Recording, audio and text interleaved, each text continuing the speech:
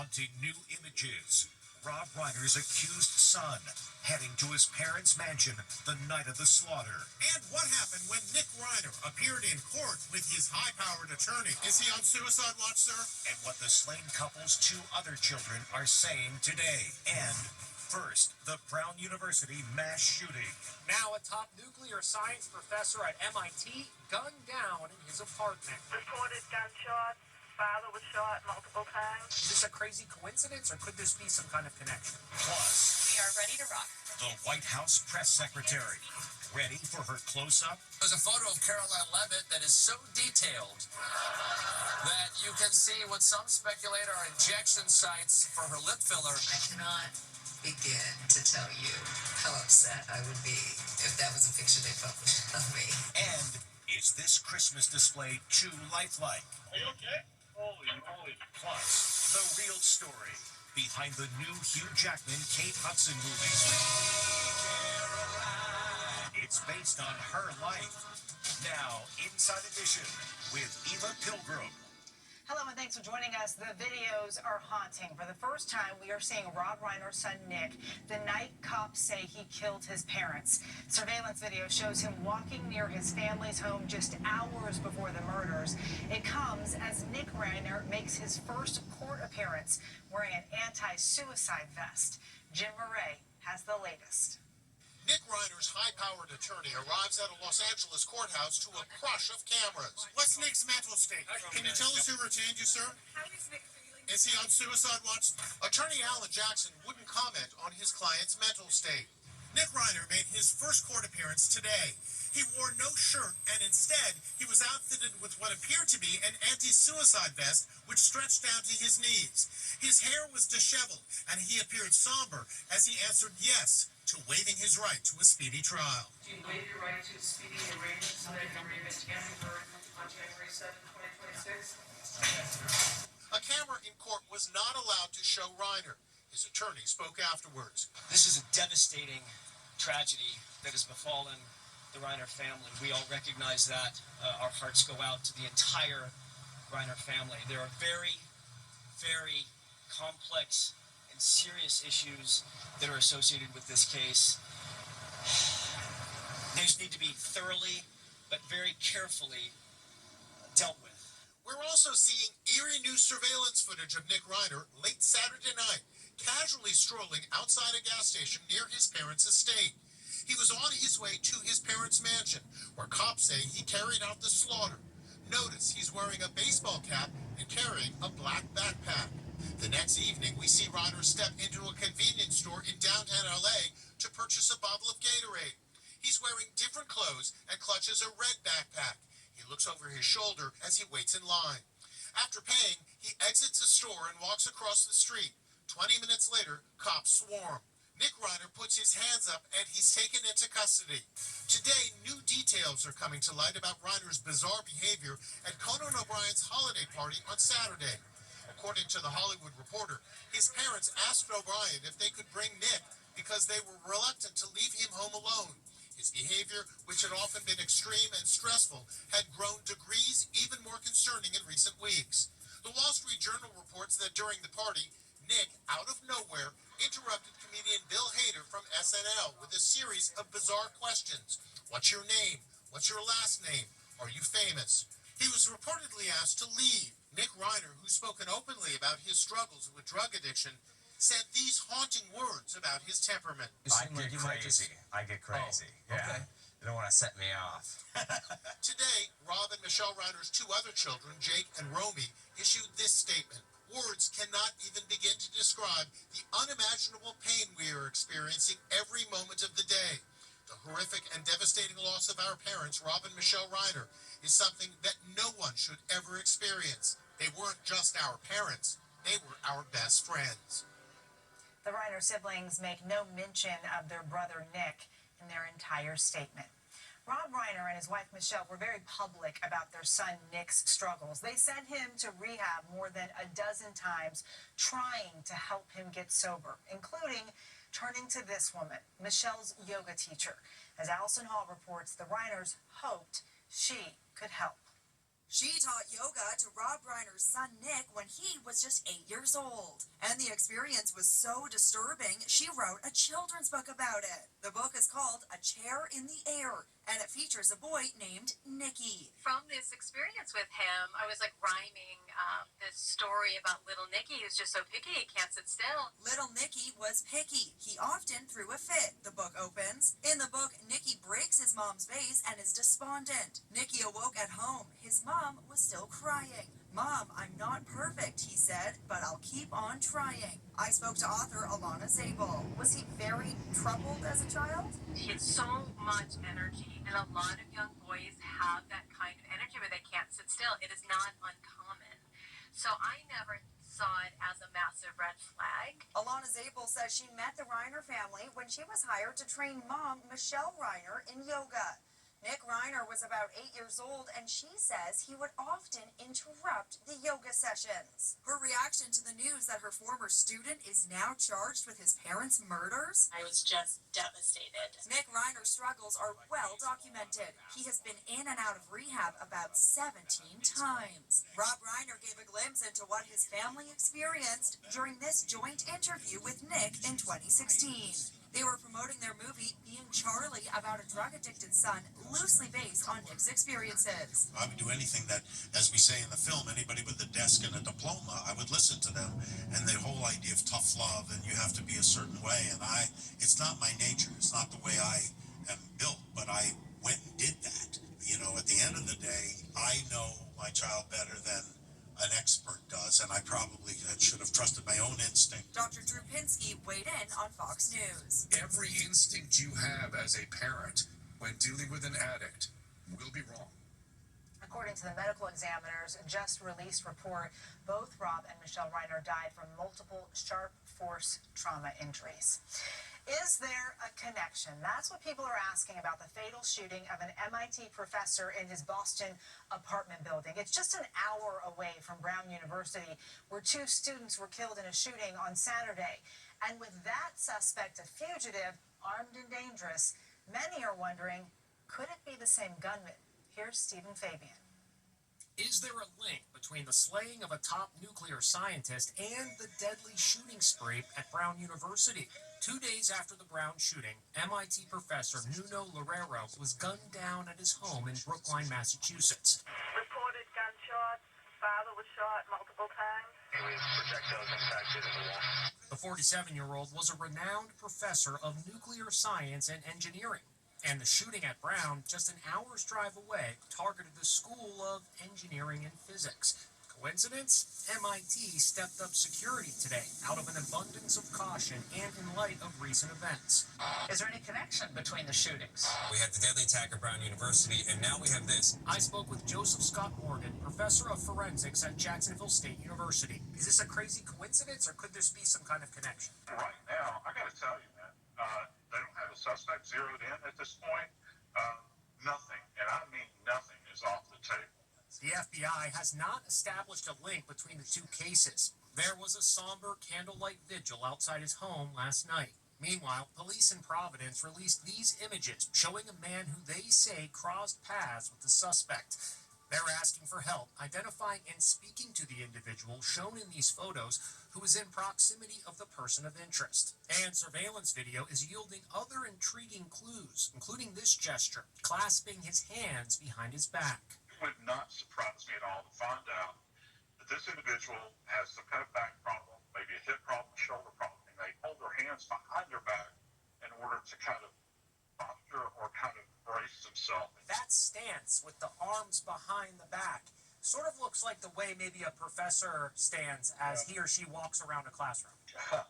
Well, rather professorial perhaps. I've been professor for 20 years now, and I get from time to time, I may have stood that way, but I'm not walking up and down the street like this. That Vanity Fair interview with White House Chief of Staff Susie Wiles certainly has people talking. Now comes this, an extreme close-up of White House Press Secretary Caroline Leavitt. No, we didn't zoom in that tight. That's the way Vanity Fair posted it on their Instagram.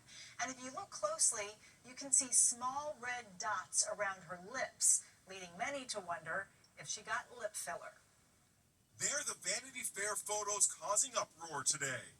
Extreme close-ups of Trump's inner circle that are, well, unflattering to say the least. Especially this photo of White House Press Secretary Caroline Leavitt. Caroline Leavitt's cosmetic secrets brutally exposed, goes this headline. What are those dots on her top lip? Are they needle marks? You can see what some speculate are injection sites for her lip filler. Either that or she was bitten by, what was it again, Mr. President? The black mamba, the brown mamba, and the viper from Peru. This is the most unflattering, zoomed in, see every pore, unedited photo. Many online are blasting Vanity Fair for choosing to publish the extreme close-up. This had to be intentional. There's no way editors looked at this photo and were like, yeah, that's a good one. She's gonna love that. I cannot begin to tell you how upset I would be if that was a picture they published of me. Dermatologist Dr. Michelle Henry says it looks like Caroline got lip filler injections shortly before the photo shoot. The pinpricks usually go away in about anywhere from 3 to 5 days. It's really important when you're talking to your dermatologist to let them know your social calendar. We want to know what's going on with you, how we can prevent this, how we can make sure you look your best after any treatments. The press secretary's lips have been getting a lot of attention lately. It's a secret. It's Caroline, Greg. President Trump talked about how he appreciated her at a rally last week. He said those lips that don't stop, up, like a little machine gun. Then SNL poked fun at him. That's one of my favorite mouths. I love that mouth. People need to see this. Look at those lips. They go. The photographer is defending his extreme close-ups, saying, "Very close-up portraiture has been a fixture in a lot of my work over the years. I like the idea of penetrating the theater of politics." Meanwhile, we're getting our first look at the highly anticipated Melania documentary. Here we go again. Cameras followed her for 20 days leading up to the inauguration, capturing her as she prepared to return to the White House. Beautiful. We get a glimpse of her and the president's dynamic, and she seems to be the one calling the shots. Hi, Mr. President. Congratulations. Did you watch it? I did not. Yeah, I will see it on the news. Now, a Christmas emergency, utility workers think they see a man dangling from his roof after a mishap hanging up Christmas decorations, but boy, were they mistaken. Utility workers race to save a man who is dangling from the roof while hanging Christmas decorations. Then one guy touches the boots and realizes the whole thing's fake. No emergency here. Turns out it was all just a part of an elaborate Christmas display. Here it is from across the street. The dangling guy is just a dummy, a recreation of the classic movie National Lampoon's Christmas Vacation, when a bumbling Clark Griswold, played by Chevy Chase, ends up in a similar dilemma.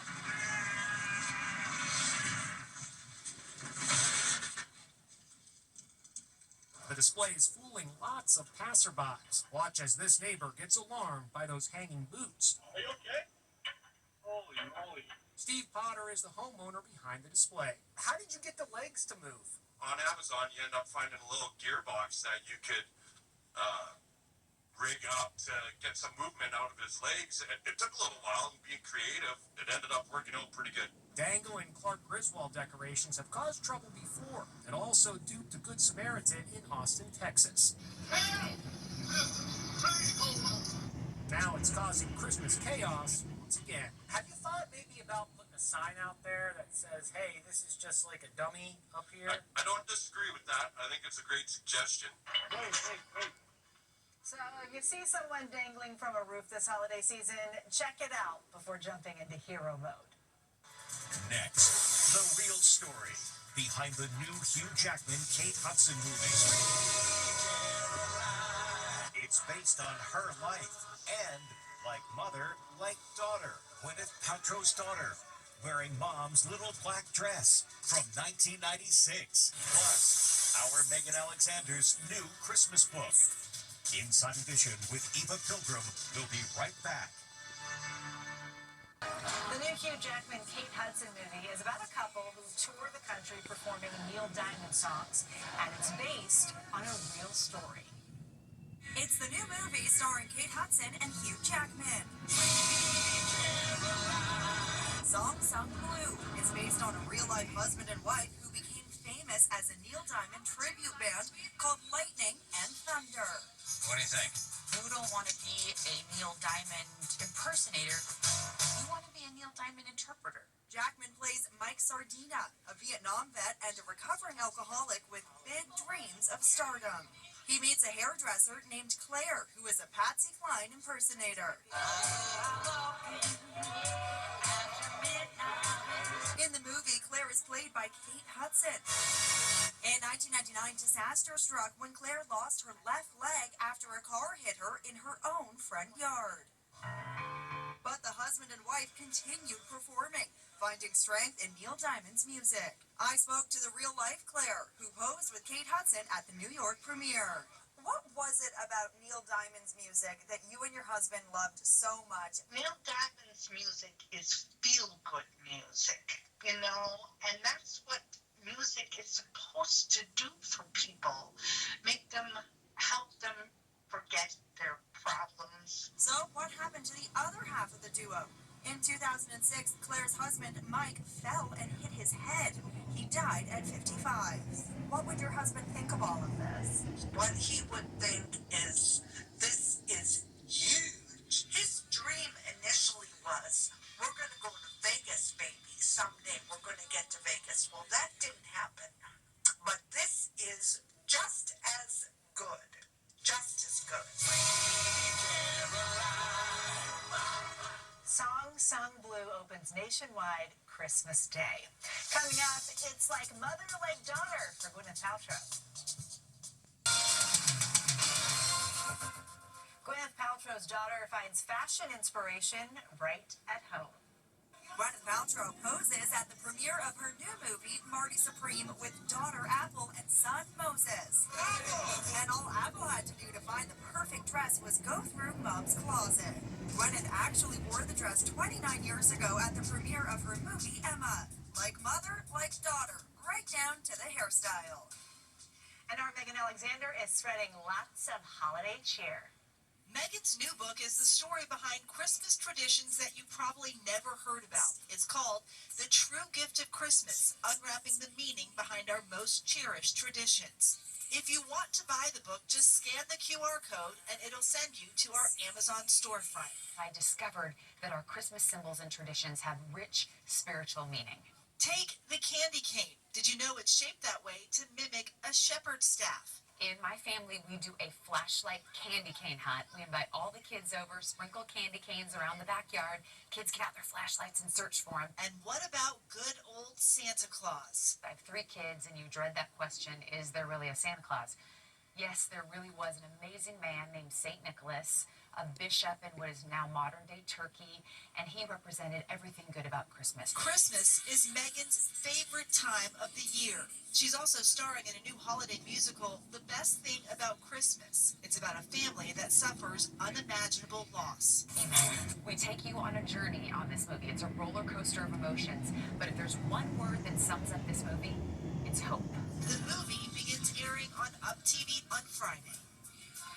A big congrats to Megan on everything. Coming up, a mom and daughter recreate Frozen. A little girl becomes Elsa from Frozen. It's a little Elsa throwing snow just like in Frozen. But those aren't magical powers. It's just mom behind her having some fun. Let it go, little Elsa. Love the magic. And we'll see you back here next time.